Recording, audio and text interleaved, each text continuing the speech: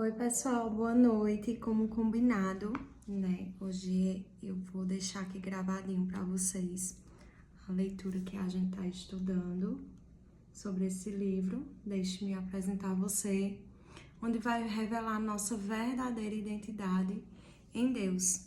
E hoje a gente vai tá lendo aqui o capítulo 1, que vai intensificar, né, e vai trazer com clareza sobre o que é a identidade, o que Deus espera de nós. Então, eu espero que vocês gostem da leitura, né? A gente tá sempre se reunindo a cada 15 dias e estamos estudando esse livro.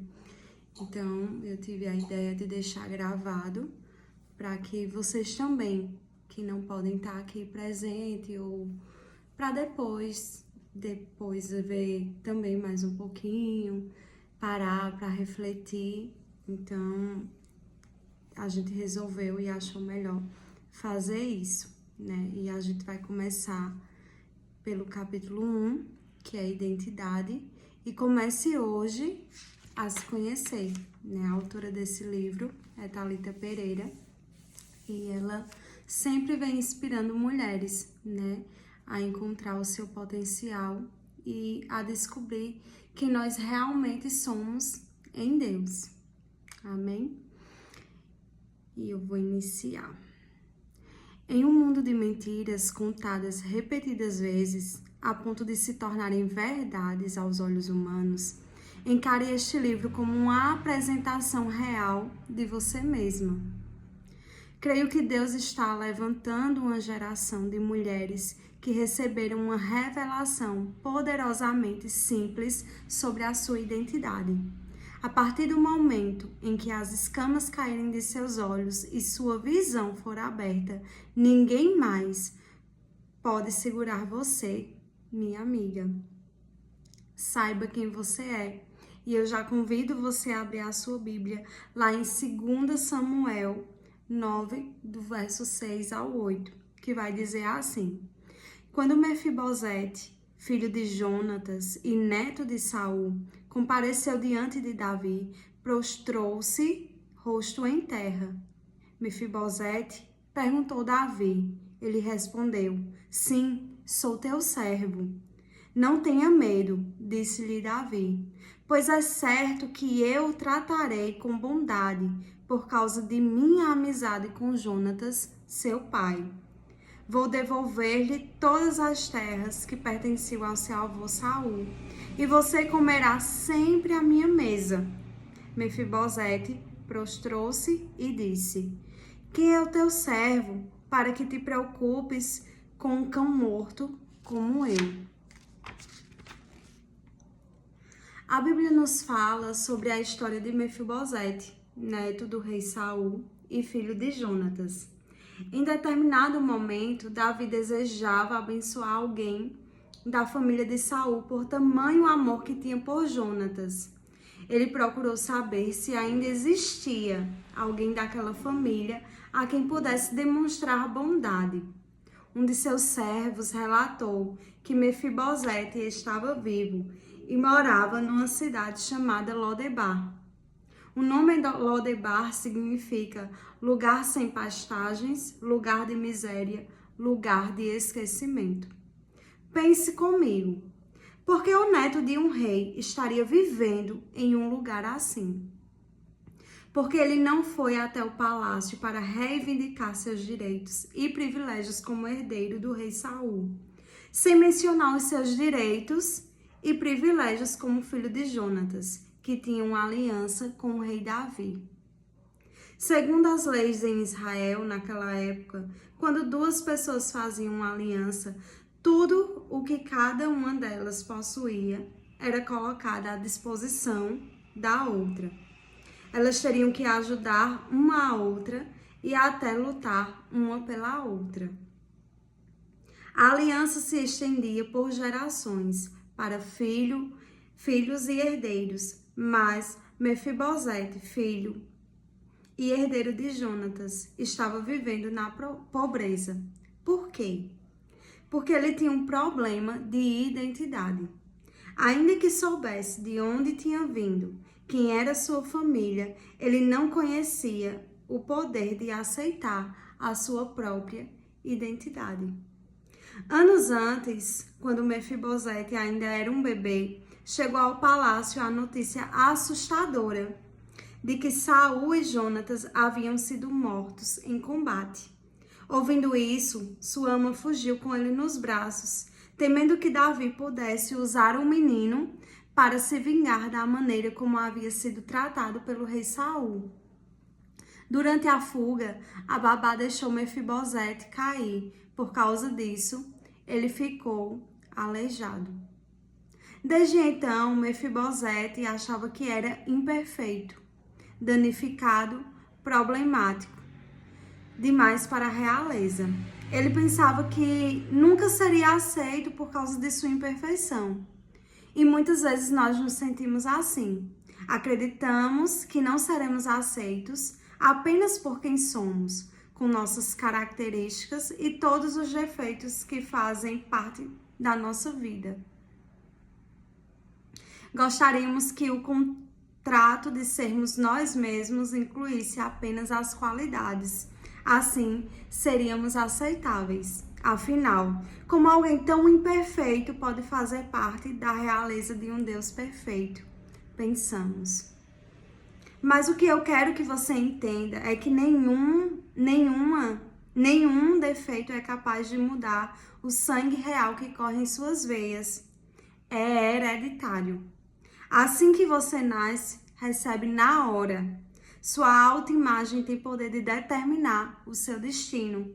A maneira como você se enxerga é essencial para definir o caminho que será trilhado.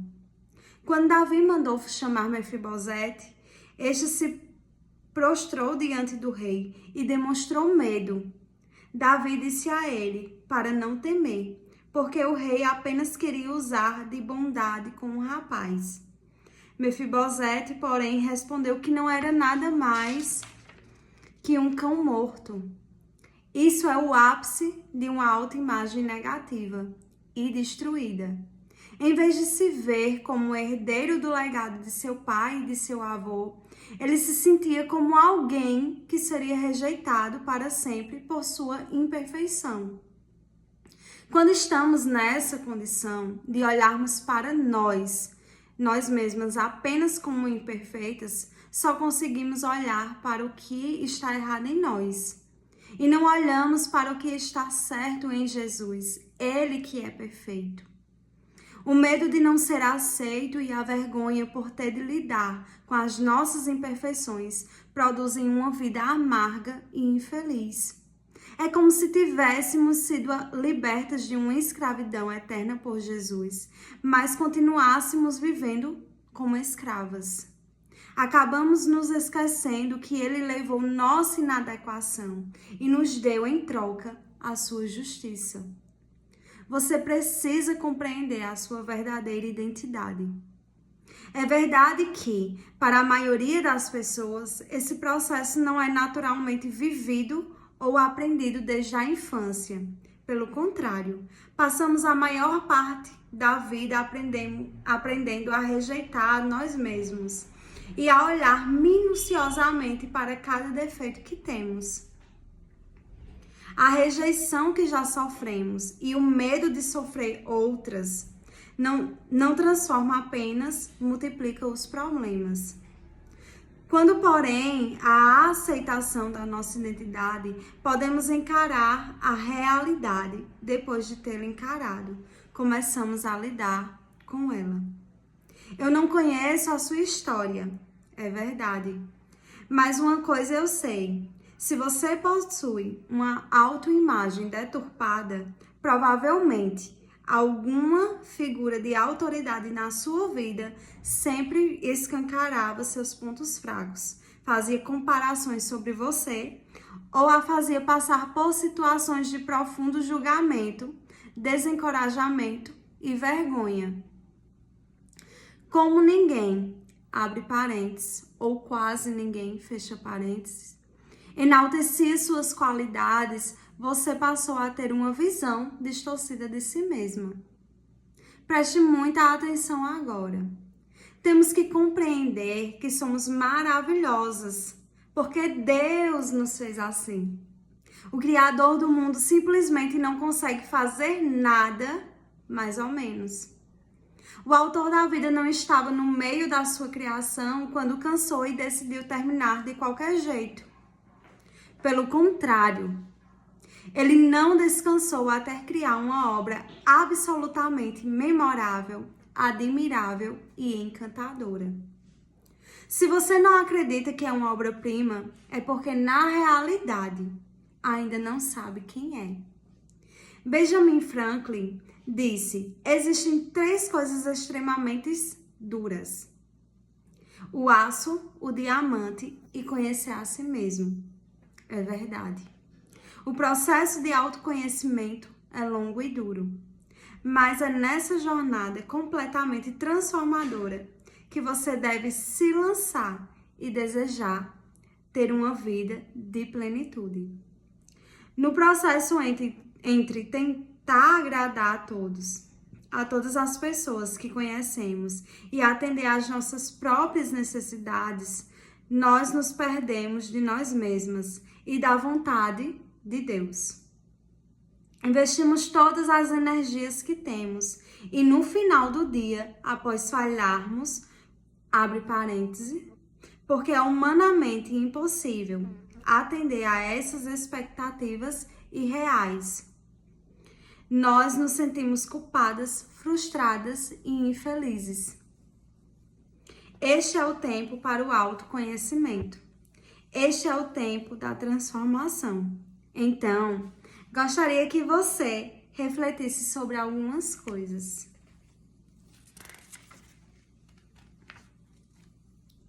A primeira é: para quem você está vivendo? A segunda: por que você está fazendo o que faz? A terceira: será que você se tornou alguém que vive para agradar as pessoas? Quarto: o que você realmente quer fazer da sua vida? E quinto: você já teve a sensação de que nunca seria tudo que os outros querem que você seja? E a autora aqui, ela deixa algumas linhas para que a gente possa responder com sinceridade a todas essas perguntas. Então, que você se olhe no espelho, olhe para si mesma e seja sincera. Então, você pega o seu caderninho de anotação, se olha no espelho e começa a fazer essas perguntas para você mesma. E você começa a responder, né? Isso já vai ser uma grande ajuda, né? Nessa questão de olhar para dentro de si e reconhecer, né? O que é a sua vida, para quem você está vivendo, como você está vivendo e quem realmente você é. É uma tarefa árdua, não é mesmo? Não é simples encarar a si mesma, com seus sonhos e ainda enfrentar as expectativas que todos colocam sobre você. Então agora acalme o seu coração e leia isto aqui. Ainda bem que você não vai conseguir ser quem todo mundo quer que você seja, porque você não nasceu para ser quem os outros querem. Você nasceu para ser você. Deus a criou com esta missão: ser você mesma. O propósito da sua vida deve ser descobrir quem você é e ser bem-sucedida nisso. Ouvi certa vez: quando nos ocupamos tentando ser o que todo mundo quer. Não. Quando nos ocupamos tentando ser o que todo mundo é, fracassamos em ser nós mesmas. E é exatamente assim. Ou você tenta ser os outros, ou você é você. Quando você chegar lá no céu, Deus não vai olhar para você e dizer: minha filha, por que você não foi igual ao seu marido? Por que você não foi igual àquela pregadora? Por que você não foi igual ao apóstolo Paulo? Não. Ele vai lhe dizer: por que você não foi você? A verdade é que as pessoas sempre farão exigências e irão cobrar de você. Mas o que você vai fazer em relação a isso é o que realmente importa. Quando aprendemos a ouvir a voz do nosso Criador, todas as outras vozes ao nosso redor se tornam apenas coadjuvantes. Não deixe que o barulho de outras vozes atrapalhe você de ouvir a voz do Pai. Entenda a sua identidade, a sua direção e o seu chamado de acordo com o que o Senhor lhe diz. Lembra de Mefibosete. Mefibosete viveu de maneira inferior ao que tinha direito por muito tempo. Ele poderia desfrutar de todos os benefícios e encantos de um palácio, mas passou anos sendo enganado pela falta de entendimento da sua identidade. No entanto, tudo na vida dele mudou quando ele entendeu que não devia ser menos do que tinha nascido para ser. Na sua vida acontecerá o mesmo agora. Chegou o tempo de você entrar em concordância com Deus sobre si mesma. Eu aprendi algo na minha vida. Só tem valor aquilo que valorizamos. Você já percebeu? Algumas coisas dependem de nós mesmas. Por isso, eu desafio você a valorizar a criação de Deus, que é você mesma. Cada uma de nós tem um caminho a ser percorrido. Calma. Você não chegou ao nível máximo de perfeição que almeja. Mas posso dizer uma coisa? Você não precisa ser perfeita. Você precisa ser você. Mais à frente vamos falar especificamente sobre o filtro irreal da perfeição. Mas desde já, peço que você tire de si mesma o fardo de perfeição que carrega. O inimigo sempre irá lançar setas em sua mente como: ainda falta tanto para você conseguir, para você acertar. Você nunca vai ser perfeita. Você nunca vai ser quem Deus criou você para ser. A partir de agora, não precisa mais ficar presa a uma sensação constante de fracasso, de que não está fazendo o suficiente ou de que precisa se esforçar mais. Entenda que todas as pessoas ao seu redor também estão lutando para crescer, romper e ser melhores a cada dia. Mas eis o mais importante: absolutamente nada pode abalar quem somos. Nossa identidade é imutável. Amém? E para o vídeo não ficar tão longo, né, eu vou dividir cada capítulo em algumas etapas. Então, a gente vai parar aqui por hoje e durante a semana eu vou colocando o restante do capítulo, certo? Creio que esse primeiro capítulo serão divididos somente em duas partes. Então, a gente aprendeu hoje um pouco sobre que Deus quer que nós sejamos nós mesmos, que não precisamos ser cópias de outra pessoa, porque Ele nos criou de uma forma única. Então, eu espero que esse primeiro momento você tenha entendido isso, né? Que Deus nos fez de uma forma única e que nós não precisamos ser igual a ninguém. É claro que a gente sempre vai ter em nós algo de admirar alguém, né? Porque nós somos seres relacionais. Então a gente sempre vai ter essa necessidade de admirar alguém, de carregar algo de alguém para as nossas vidas. E isso é um ponto positivo, contando que não interfira em quem nós somos, né? Eu não posso ser igual a ninguém, porque o Senhor, o meu Criador, me fez de uma forma única, com características únicas. Então eu nunca vou poder me comparar a ninguém ou querer ser igual a ninguém, porque isso é uma coisa impossível. Então a gente vai só estar trazendo fardos pesados para nós. E conhecer a nossa identidade é conhecer quem Cristo é e o que Deus criou, né? A imagem e semelhança dele. Nós somos imagem e semelhança do Senhor. Então é isso que o Senhor espera de nós. Cristo, ele veio à Terra, mas ele carregou a sua identidade humana, né? Apesar de ser 100% homem e 100% Deus, mas ele o quê? Deixou a sua divindade de lado, deixou a sua glória de lado, para o quê? Para assumir aquele papel para o qual ele nasceu aqui na Terra, né? Ele poderia ter vindo já de forma até divina mesmo, porque ele não precisaria mostrar nada para ninguém, ou ele poderia já aparecer em forma humana. Mas ele o quê? Se esvaziou de si mesmo, para que o quê? Para que ele pudesse assumir aquela identidade, aquilo, o propósito para o qual Deus designou ele, né? Que era nascer em forma e passar em forma humana e passar por todo o processo realmente de nascer, de crescer, né? Até o dia da sua partida para a glória. Então, eu espero que o Senhor traga uma clareza, né? E que ele venha trazer fortemente aos nossos corações quem nós realmente somos. E isso vai ser mais leve para que nós possamos cumprir com o nosso propósito aqui na Terra, sem estar olhando para um lado nem para o outro, mas somente para o autor e consumador da nossa fé. E realmente olharmos para nós e dizermos assim, Deus me criou assim, né?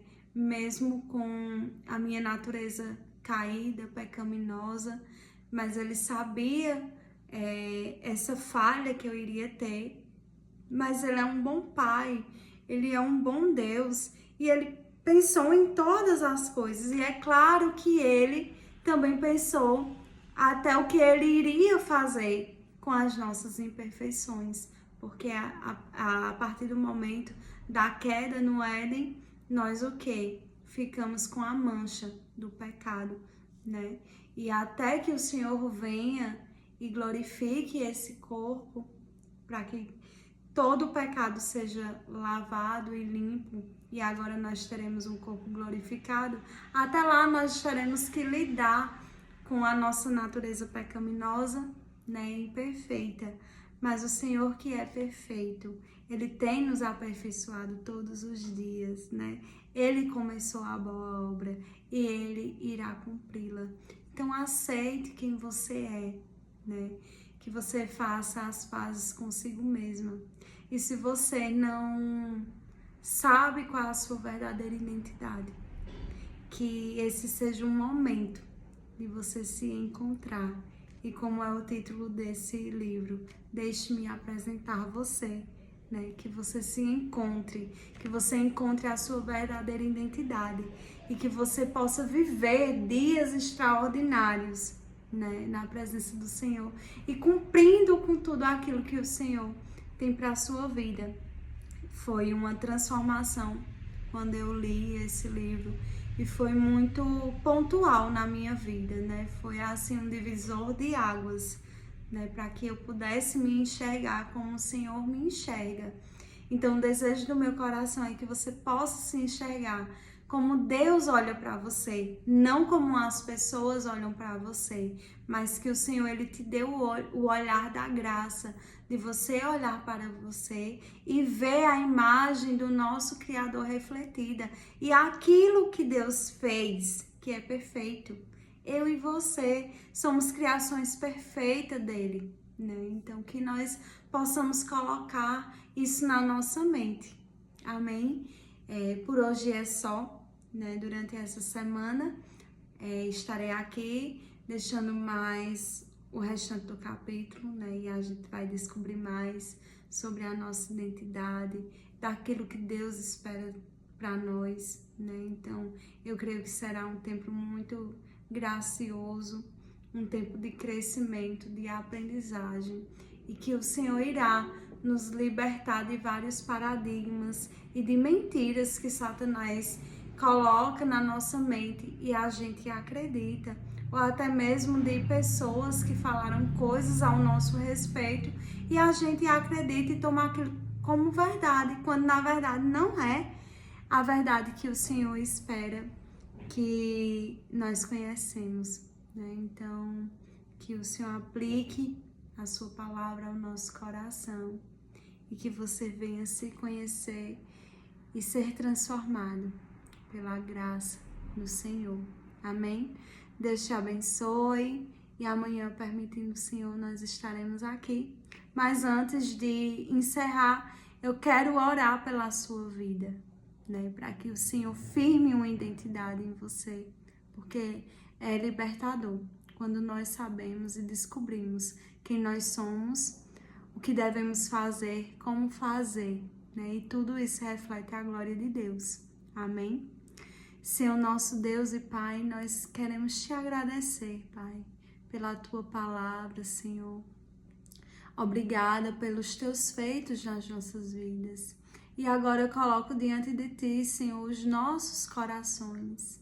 Que o Senhor venha renovar a nossa mente, que o Senhor venha transformar os nossos corações e que o Senhor venha nos apresentar quem nós somos em ti, Pai.